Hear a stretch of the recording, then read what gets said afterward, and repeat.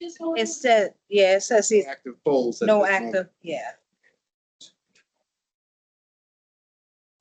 Right now. I'm trying to put in here. Let me try it this way. It's very odd. I tested it. I ran the poll this morning. Let's try this. I'm gonna start us from the beginning. Okay. Apologies. I thought that we were having a functional poll. Let's try this again. Start from the beginning. See if you guys can join that now.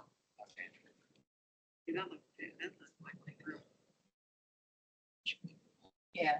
Okay.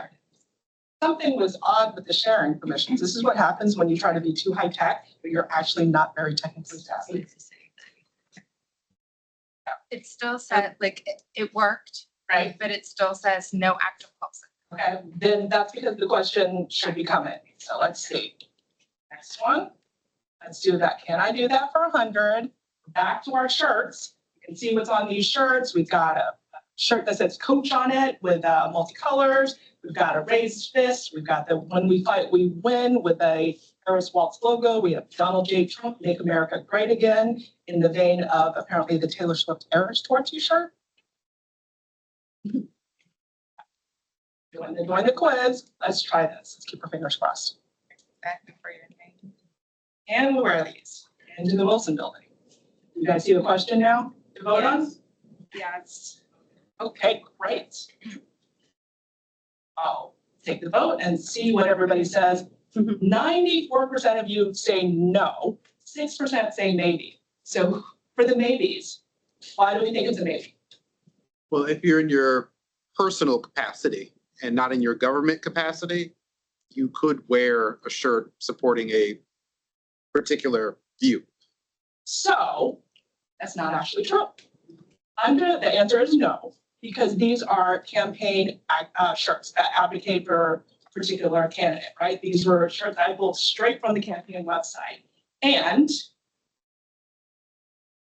under the Local Hatch Act, district employees cannot engage in political activity in a district facility, which includes the wearing of campaign paraphernalia, even if you're in your own time. So you're walking in the Wilson building on Saturday or after work, you should not be walking around wearing a campaign t-shirt. So there's no kind of personal capacity exception for engaging in campaign activity in official district space. So that should be read as while on duty or in district facility. Yep, while on duty or in district facilities or using district resources. There's no So or any of between them. duty and end. Any of them. If you're on duty, if you're in a district facility, if you're using district resources, it doesn't matter if it's a federal campaign, a district campaign, a campaign in another state or locality. You can't have that while in district facilities. So it's different than the prohibition on kind of political activity regulated by the district. And we'll get into that.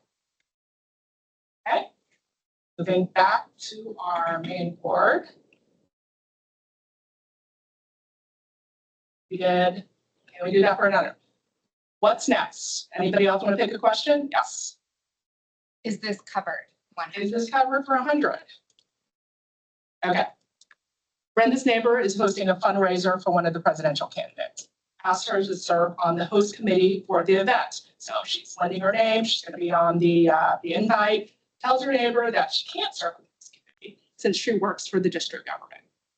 Is this correct? So we got our poll. Ready? I think everybody's already joined. Is Brenda correct that she cannot co-host this event? And again, it's a fundraiser for a presidential candidate. Can we do this? Can we not? What do we think?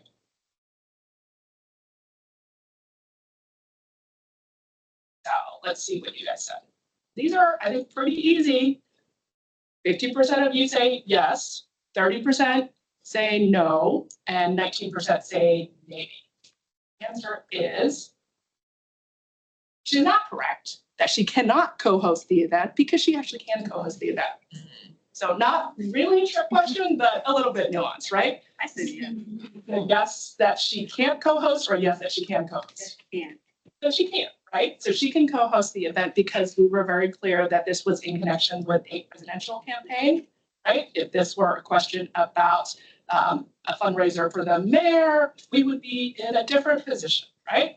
So this is not a election regulated, it's not a district government position. So that's why our own time, personal capacity, not using any district resources, not handing out flyers at the Wilson Building, at the Berry Building, any of that, she could co-host.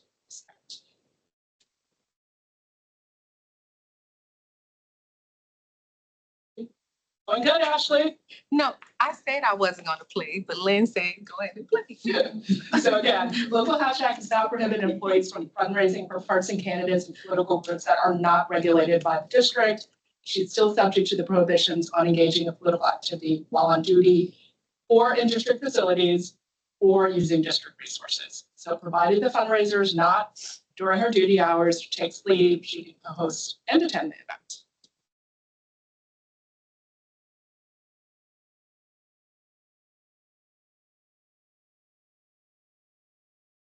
What do we want? Do we want to stay with, can I do that? Is this covered out back and forth? Do we want to go to case study? Case study 300. Okay. Case study, we're gonna have to do in order. So case study builds on itself. So do we want the case study or do we, okay. No, yes, no? Can I do that 200? We can do that. We can jump back and forth and maybe we'll do that and then we'll do the case study. Case study is a story and it all builds on each other. Can I do that for 200? And I post this on my personal Facebook page. So it's a re-elect the mayor little logo. What do we think? No, maybe.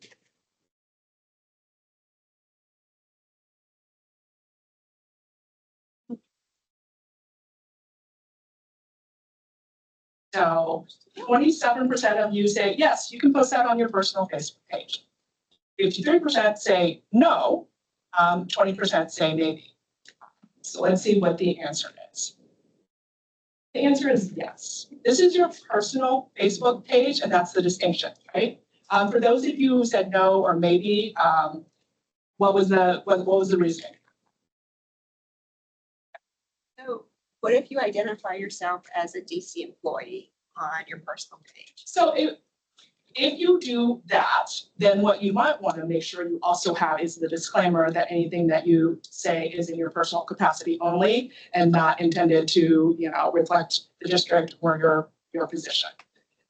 It's your personal page. You're allowed to have political opinions in your personal capacity, taking it outside of the office. I go back to not in official space, not using official resources, not on official time. So that is answers. That's something that you could do. You can post, you can like, you can share a message of support or opposition to a political candidate, a candidate in a partisan political race or partisan political group on your personal social media account, provided none of those other restrictions are met. And I stress the personal aspect of it too, because what you don't want to do is have a personal account that you also use as an official account, right? If you're using your personal account and it in some way maybe has become also an official account, then you wouldn't want to stay it, right? So if your personal account is like my personal account where it has pictures of my child on the first and last day of school, then if I wanted to post something in a purely personal account, that would be the reason.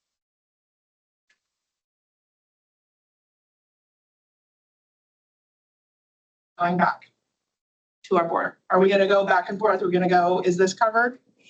Yes. Yes. So Aaron works Department of General Services and lives in Montgomery County. He's considering a run for elected office. Which positions, if any, can he run for? Can he run for county council, House of Representatives, state senator, House of Delegates? None of these? So, to our quiz. What do we think? He works for the district, doesn't live in the district, thinking about running for some positions outside. Can he do it or not? So 60% of you say the council, Montgomery County Council, House of Representatives gets 20%, state senator 30, House delegates 20, none of the above. Let's see what our answers. So you could run for all of the above. So anybody who picked all of them?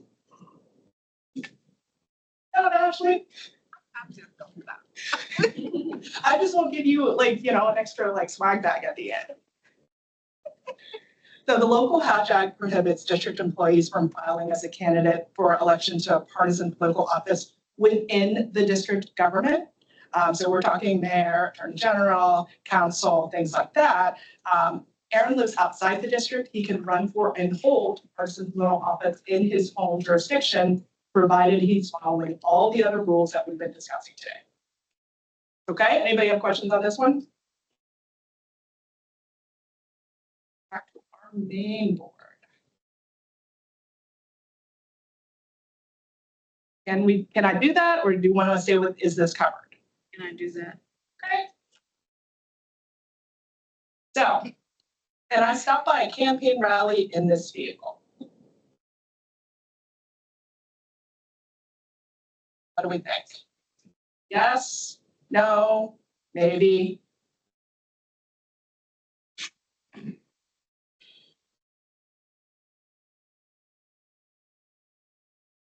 Got a chance to vote. 76% of you say no, 24% of you say maybe. So why, for those of you who say maybe, why maybe? I mean, what are you doing there? I think is the question that I would have. Like, are you there to be a part of the campaign rally, or are you there to do official business that is not representing anything that the rally's there? Like, are you trying to do something else? So if you're attending the rally, you're a participant in the rally. Did that change your answer? Yes, but that doesn't say attending. Can I just stop by? Is a difference. Okay. Maybe that was a problem with the question, because if you're going to a campaign event, you can't drive your district vehicle to attend a campaign rally. So you can't say, I'm stopping by on the way home from work, I'm on my own time, it's okay, because it's not, because you're still using your district vehicle to go to that event. So it's something that you need to make sure that you're not taking, again, district resources to engage in that campaign. Back to our main board. Is this covered 300? Yes. Ellen is a member of the Health Benefit Exchange Board and also part of the campaign management team for Councilmember Andy. Can Ellen discuss her experience working with the council member on health insurance issues when speaking with constituents at a campaign event?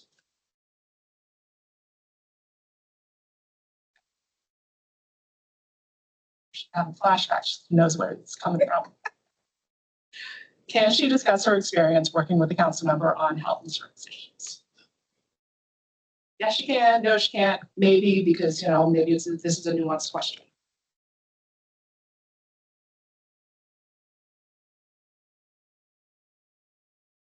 36%. So we've got a pretty good split here. 36% say, yes, she can.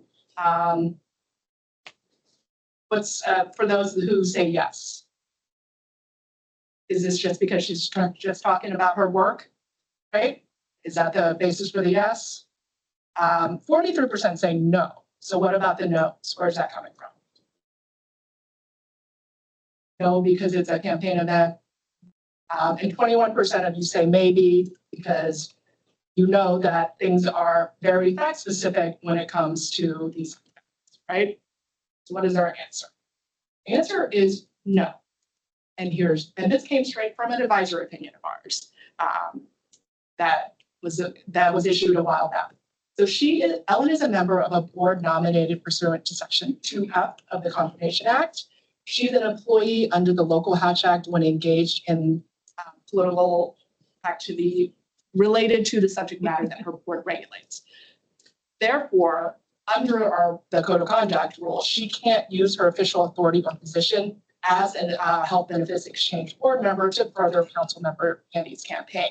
So if she's talking about her work with him at a campaign event intending to promote his candidacy, then that would be a problem under the Local Hatch Act. So there's a difference. If she was talking about something else completely unrelated to her board at this campaign event, that would be okay. But she can't talk about her official interactions with him as a board member in order to promote his candidacy.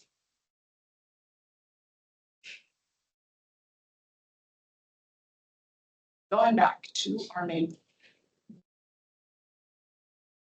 So which, can I do that? Is this covered? Which one do we want? Can I do that? Can I do that? Can I explore candidacy for elected office in the district without resigning from my position with the district government? What do we think?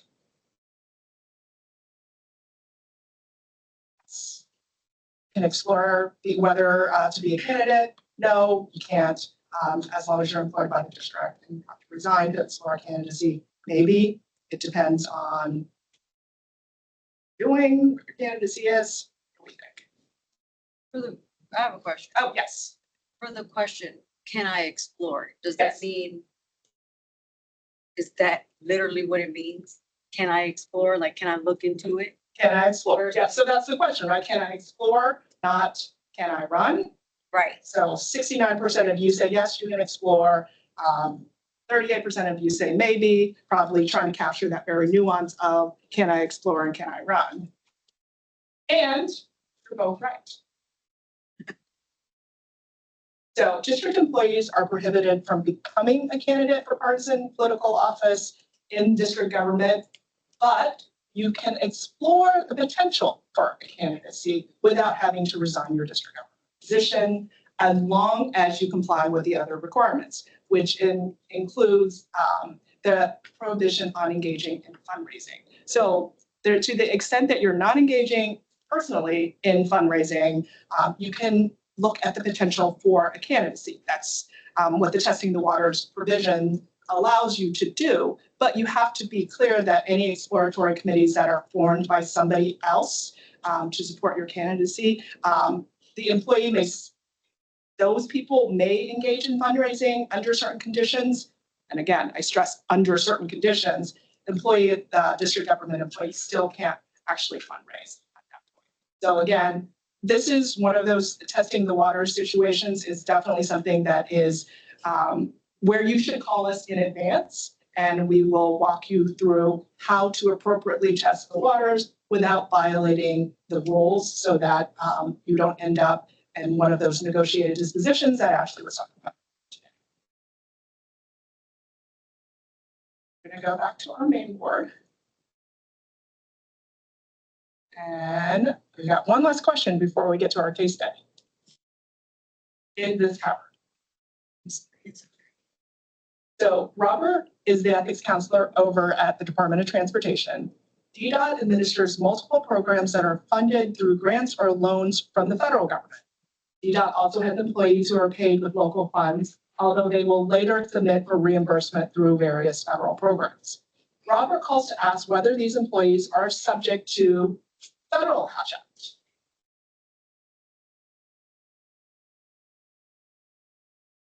What do we think? Are these employees subject to the federal Hatch Act? So we have employees that are kind of paid, but through local funds, right? That was part of the scenarios. They're being paid through local funds. So are they going to be subject to the federal Hatch Act? 73% of you say yes. And why yes? That's, They're still working for the district government. well, everybody's subject to the local Hatch Act, right? So the question is, are these also additionally subject to the federal Hatch Act? 73% say yes, which is the correct answer. 18% say they're subject to the federal Hatch Act because they are ultimately being paid with federal funds. So although we don't, at BEGA, don't administer the federal Hatch Act, U.S. Office of Special Counsel administers it.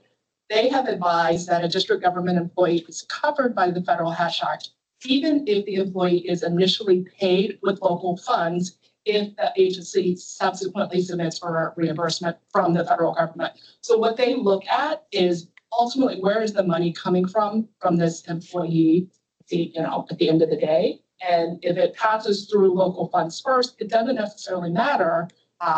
Like you're still going to be covered by the Federal Hash Act if later your agency is reimbursed. So you as the employee, aren't being paid with federal funds, but you're ultimately, right? Your agency is ultimately being paid for your work through the federal funds. And it's employees who are subject to both the local Hatch Act and the federal Hatch Act should be advised by their agency, right? Everybody's going to be covered under the local. Those of you who are also covered under the federal, your agency should let you know. And provided some contact information for specific questions that agencies may have on the application of the federal. They are very responsive, a whole group of people who answer these questions.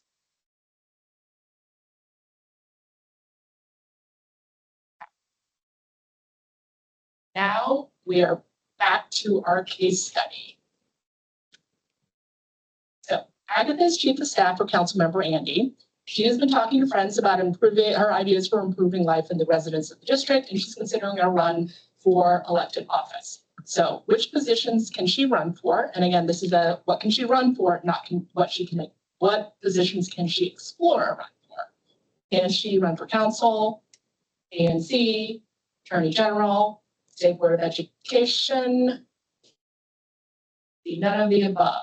What do we think?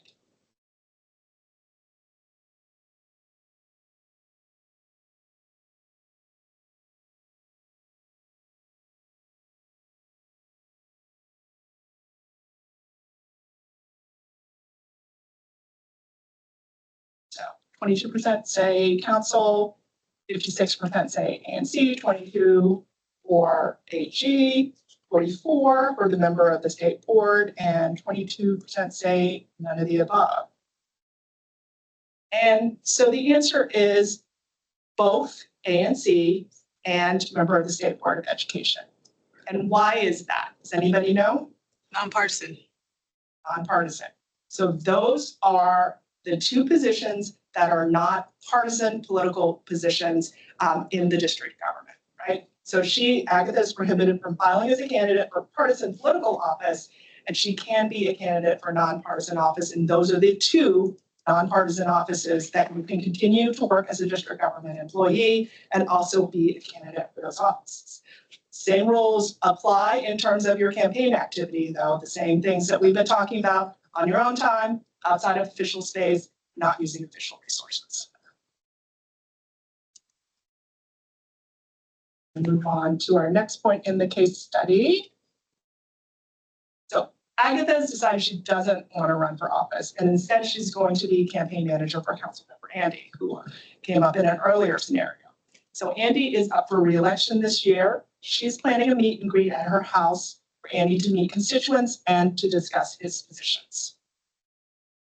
This is the fundraiser for Agatha's meet and greet. So please join Agatha employee for cookies and conversation with Councilmember Andy. All proceeds benefit Andy for council. October 16th, which is tomorrow at 10 a.m. Tickets are $25. For details, visit andyforcouncil.com. So Agatha wants to host this meet and greet. Is this okay? Yes. This looks fine. It's a meet and greet. We have guidance saying that you can host meet and greets. Is this one okay? No. This is maybe a meet and greet, but maybe there's some other issues with it. Or maybe it depends. What do you think? So 21% say yes, this is fine. 57% say no, and then 21% say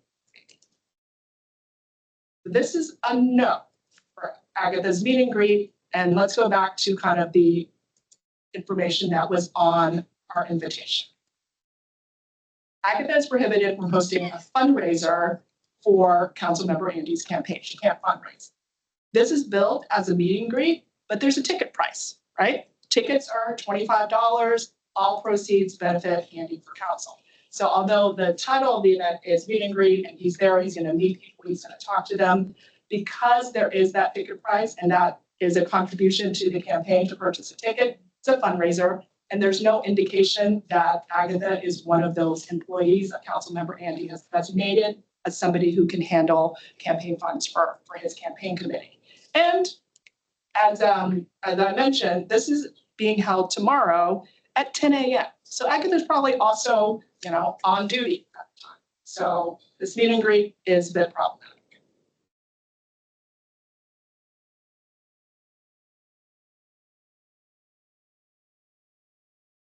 Next, Chief of Staff for Councilmember Andy, Agatha regularly works with nonprofit organizations in the district. Since it's an election year, several of these groups are distributing questionnaires to candidates, and they use that information to determine which candidates to endorse or support. Can she complete these questionnaires?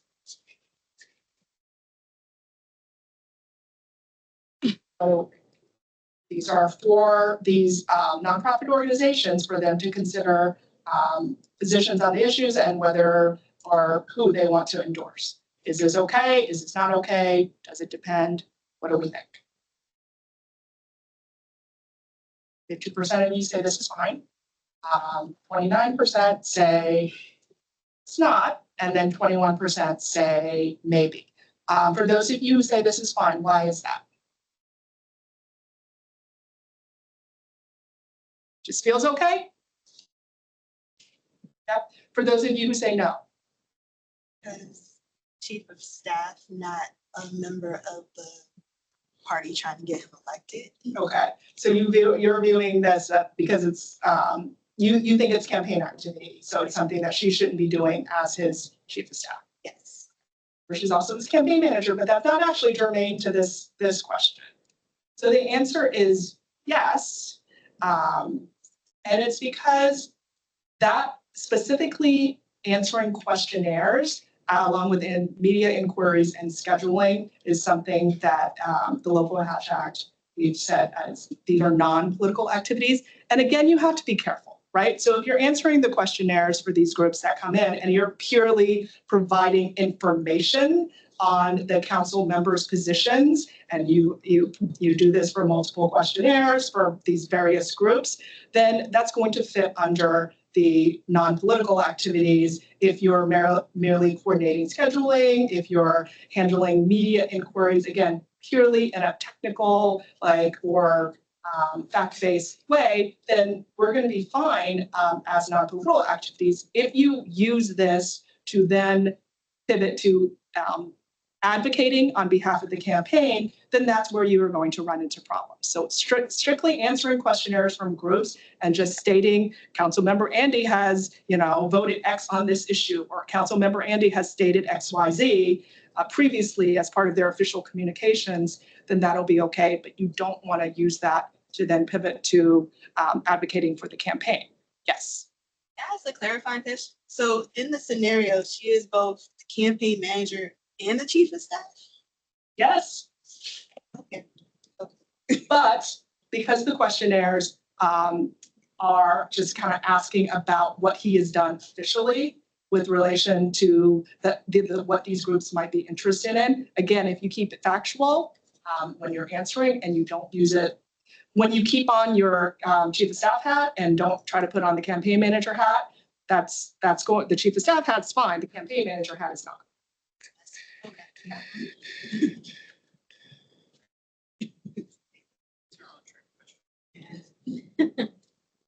Supposed to be a little bit tricky, not too tricky, I hope. So this is our last question, 100 for the case study. So Agatha is still really busy, right? She's managing the social media accounts for Councilmember Andy's office and campaign. So in her office during a lunch hour, Agatha posts the invite for cookies and conversation with Councilmember Andy from the campaign account. Retweets it from both the official account and her personal account, tagging her colleagues from Councilmember Andy's office who may want to attend the event. So she's managing the social media accounts for both the office and the campaign. she's on a lunch hour, but she's sending out the cookies and conversation invite, which we talked about earlier. She sends it from the campaign account, retweets it from the official account and personal account. She tags some employees. And remember, Agatha is also chief of staff. Remember Andy. This is the tweet that she sends out. Don't forget to join us tomorrow. Cookies and conversation with Councilmember Andy. Enjoy some cookies and show your support for Councilmember Andy. How many violations of the Local Hatch Act can you spot in this area? Give you guys a moment to look at it before we get over to the. You look at again, what's the distribution list? So the distribution list is, this is the tweet that she sends out from the campaign account. She tags some people. She retweets it from the office account and her personal account, and she tags some employees in Councilmember Andy's office. Thanks. Yep. So let's go over to the poll. How many violations? 1, 2, 3, more than 3. What are they?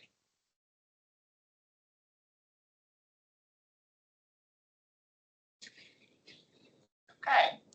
One of 7%, so probably one person in this room thinks there's one violation. What is that one violation? What's one violation? $25.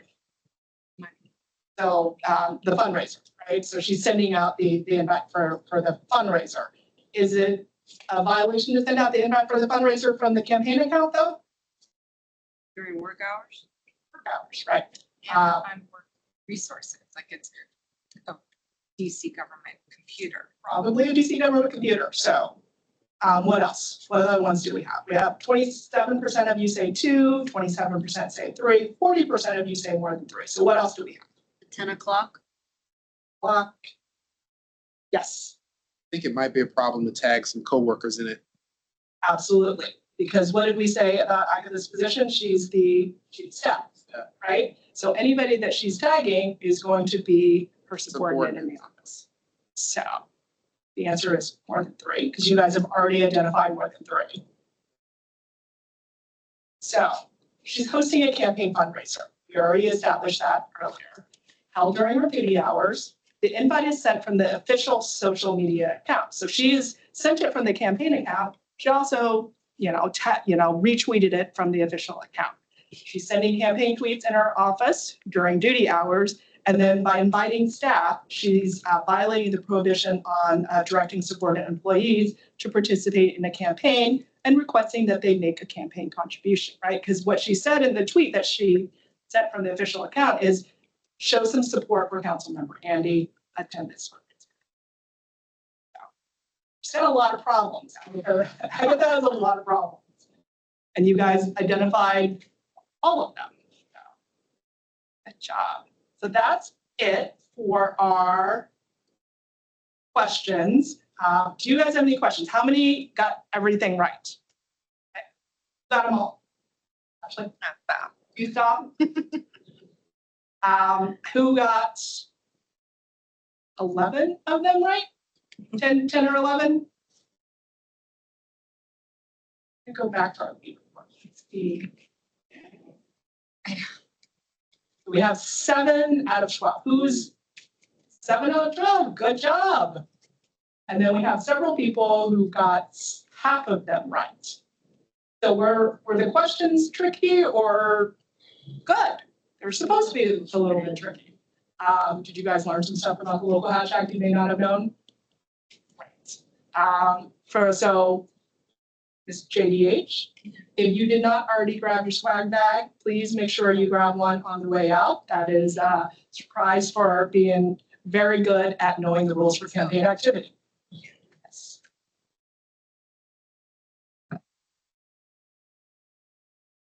Oh, Asia also has something else too. So something to add to your swag bag. I'm going to go back here and happy to take any questions that you guys might have. You can put them in Slido, or you can ask me. Yes. In the back. Hi, good afternoon. What about commenting on the Washington Post article, like that is talking about the candidates and you made a comment. Is that a violation of the Hatch Act? So it depends on what you're doing, If I'm right? on my DC, what if I'm on the Washington Post with my DC government computer? So again, you can have opinions, but what you want to avoid is anything that's advocating, opposing or supporting a candidate, political party, or partisan political group, right?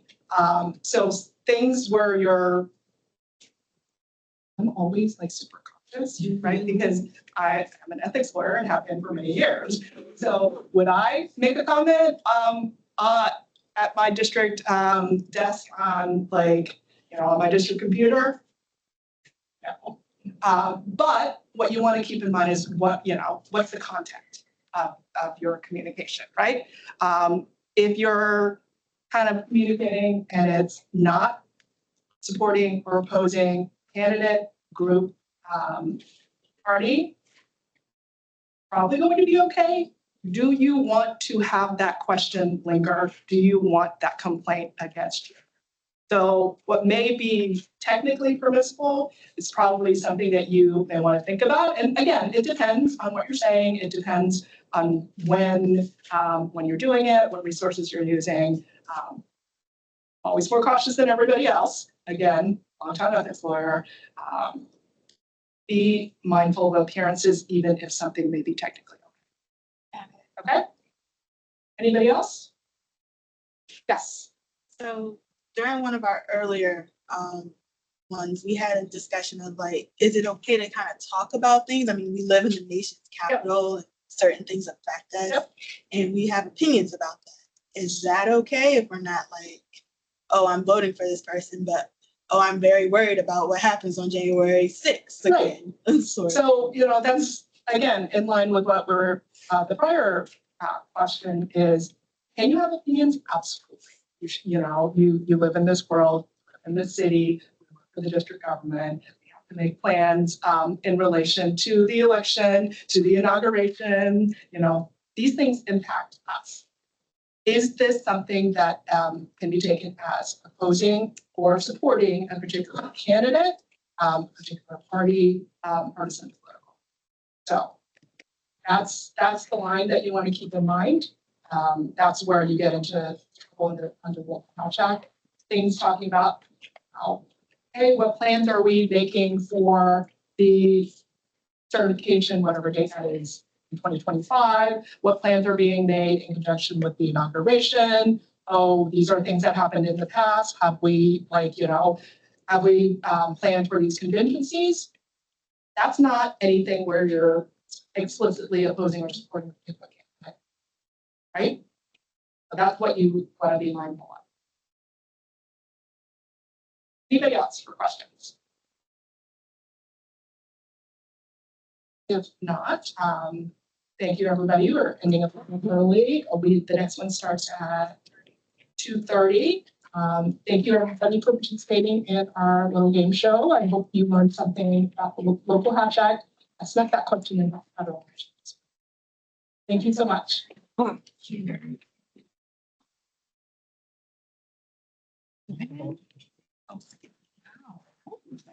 think everybody won't break until 2:30. Very nice.